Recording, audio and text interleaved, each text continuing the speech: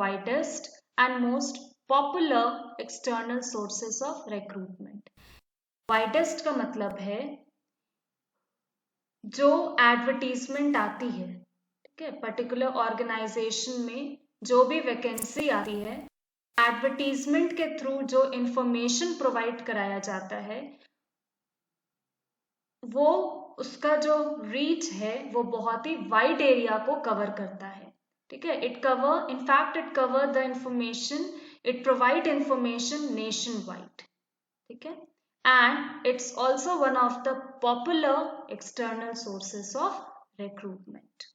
Now, advertisement copy should be prepared by using a 4-point guide called AIDA. कहता है कि advertisement copy जो है, जो कंपनी बनाती है एडवर्टीजमेंट कॉपी, वो 4 बातों को ध्यान में रखते हुए बनानी चाहिए. वो AIDA, the AIDA stands for, A stand for it should attract attention. मतलब एडवर्टीजमेंट कॉपी ऐसा होना चाहिए कि एप्लीकेंट्स का अटेंशन ड्रॉ कर सके, वो प्रभावित हो सके, ठीक है. ऐसा नहीं कि वो देख के लगे इट्स जस्ट अ यूजलेस. फिर गेन इंटरेस्ट क्रिएट होना चाहिए उस एडवर्टीजमेंट कॉपी को पढ़ के, पॉलिसीज को, उसके पैकेज को, मतलब ऐसा टर्म्स कंडीशंस वगैरह सब कुछ होना चाहिए कि applicant should have interest on it, arouse a desire, और उनमें yes I should apply for this job, वो डिजायरेबिलिटी आना चाहिए. एंड रिजल्ट इन एक्शन, मतलब ऐसा नहीं कि एडवर्टीजमेंट कॉपी जस्ट थ्योरेटिकली रहे, advertisement copy should also result in action, वो फीजिबल होना चाहिए, प्रैक्टिकेबल होना चाहिए. ऐसा नहीं कि बस एक कॉपी बन गया और कभी रिक्रूटमेंट हुआ ही नहीं, वो नहीं होना चाहिए, ठीक है. Next, campus recruitment. ये भी आपका one of the external sources of recruitment है. Industries visit the educational institution to select students and provide jobs to them depending on their talent and knowledge. इसमें क्या समझे कि इंडस्ट्रीज जो है वो एजुकेशनल इंस्टीट्यूशन को विजिट करती है और मैनेजमेंट से प्रॉपर डिस्कशन और कॉन्ट्रैक्ट होने के बाद वो स्टूडेंट्स को उनके टैलेंट, स्किल और नॉलेज के बेसिस पे जॉब प्रोवाइड करती है अपने ऑर्गेनाइजेशन में, ठीक है.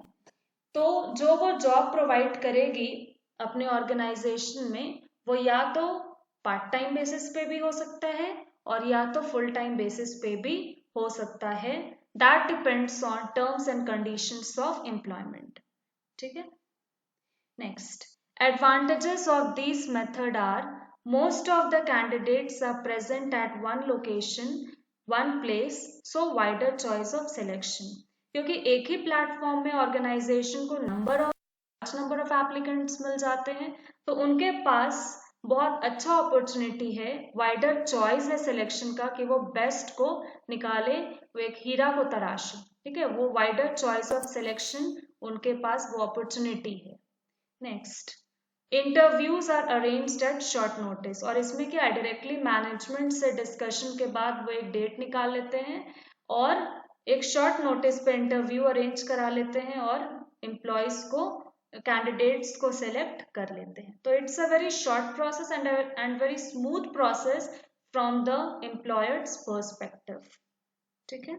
Next, employment exchange. ये भी आपका one of the most important external sources of recruitment है. This exchange is set up by central government. Let's see, under section 4 of an Employment Exchange Act, it is obligatory for all industrial establishments having 25 workers or more to notify the nearest employment exchange of vacancies with certain exceptions before they are filled. देखिए, इसमें बोलता है employment exchange act section 4 के तहत ये सभी industrial establishments का दायित्व है जिसमें 25 वर्कर या उससे ज़्यादा हो, उन्हें नोटिफाई करना अपने नियरेस्ट एम्प्लॉयमेंट एक्सचेंज को कंपलसरी है बिफोर कि वो कोई भी वैकेंसीज अगर है उस कंपनी में तो पब्लिश करने से पहले उन्हें एम्प्लॉयमेंट एक्सचेंज को नोटिफाई करना कंपलसरी है। ठीक है, once again, employment exchange act के सेक्शन 4 के तहत ये सभी इंडस्ट्रियल एस्टैब्लिशमेंट का दायित्व है जिसमें कितना 25 वर्कर या ज्यादा हो, उन्हें अपने नियरेस्ट एम्प्लॉयमेंट एक्सचेंज को नोटिफाई करना कि अगर कोई भी वैकेंसीज आ रही है, आने वाली है उस ऑर्गेनाइजेशन में, तो उसे पब्लिश करने से पहले उन्हें अपने नियरेस्ट एम्प्लॉयमेंट एक्सचेंज को नोटिफाई करना कंपलसरी है। लेकिन कुछ एक्सेप्शंस हैं, जैसे आपका डोमेस्टिक सर्विस से रिलेटेड, एग्रीकल्चर से रिलेटेड, तो इसमें नोटिफाई करने का कोई जरूरत नहीं है। Job seekers register themselves with the employment exchange and get notified as soon as any vacancy matches their desired profile. जो जॉब सीकर्स है वो इसमें अपने को रजिस्टर करा लेते हैं एम्प्लॉयमेंट एक्सचेंज में, और उन्हें नोटिफिकेशन मिल जाता है जैसे ही कोई वैकेंसी आती है और उनके प्रोफाइल से मैच करती है। Next, employment agencies.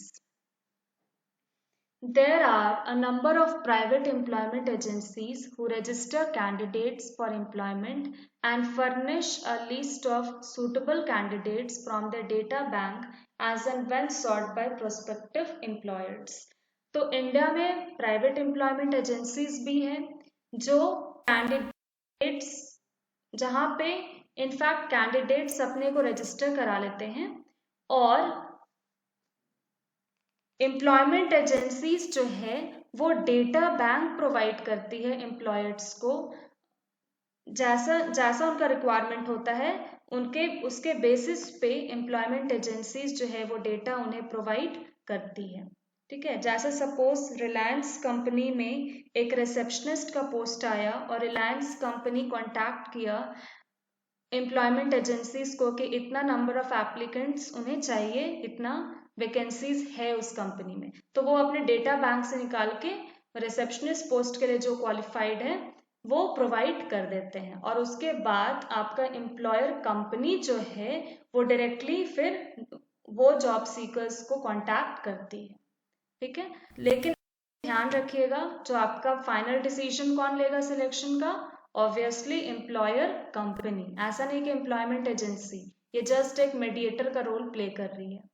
The main function of this agency is to invite applications and shortlist the suitable candidates for the organization. Next, advantage of external sources of recruitment. अब इसका advantage क्या है? पहला, availability of talented candidates.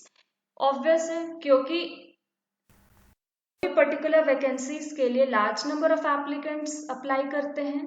ठीक है, तो company के पास opportunity है कि वो मतलब large number of applicants apply करते हैं, तो टैलेंटेड कैंडिडेट्स का जो अवेलेबिलिटी है वो बहुत ही ज्यादा होगा। अब क्योंकि वो पर्टिकुलर पोस्ट के लिए बहुत एप्लीकेंट्स अप्लाई करेंगे, टैलेंटेड कैंडिडेट्स अप्लाई करेंगे, तो कंपनी के पास अपॉर्चुनिटी है कि उसमें से वो बेस्ट कैंडिडेट को चूज करे, हीरा को तराशे।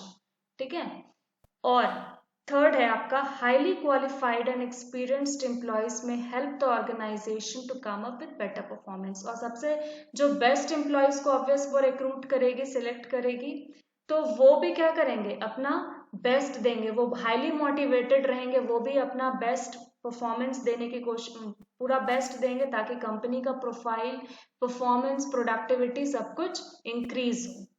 क्लियर? और इससे और one more advantage of external sources of recruitment है कि यंग टैलेंट और न्यू ब्लड ऑर्गेनाइजेशन को ज्वाइन करेगा। ठीक है, next, disadvantage of external sources. Disadvantage क्या है? एक्सपेंसिव। ऑब्वियस है कि ये आपका जो एक्सटर्नल सोर्सेस ऑफ रिक्रूटमेंट है वो एक एक्सपेंसिव प्रोसेस है एज कंपेयर टू जो हम लोग ने पिछले स्लाइड में पढ़ा था इंटरनल सोर्सेस ऑफ रिक्रूटमेंट से। और ये एक्सटर्नल सोर्सेस ऑफ रिक्रूटमेंट जो है वो एक्सपेंसिव प्रोसेस है क्योंकि आपका पहले एडवर्टीजमेंट कराओ या फिर जो भी सोर्सेस फॉलो कर रही है, फिर उसमें आपका ये सिलेक्शन होगा, फिर उसमें आपका सिलेक्शन से पहले आपका टेस्ट, वेरियस टेस्ट कंडक्ट होगा, आपका इंटरव्यूज होगा, फिर मेडिकल एग्जामिनेशन होगा, तब final selection. So it's a long drawn process, time consuming process है, ठीक है।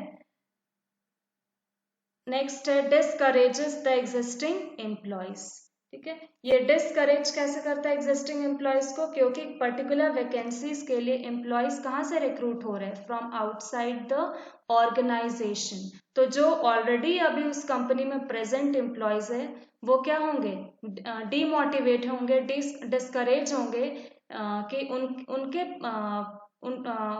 उनके पास कोई अपॉर्चुनिटी नहीं है, उनका कोई करियर ग्राफ यहाँ बढ़ नहीं सकता है, ऐसा वो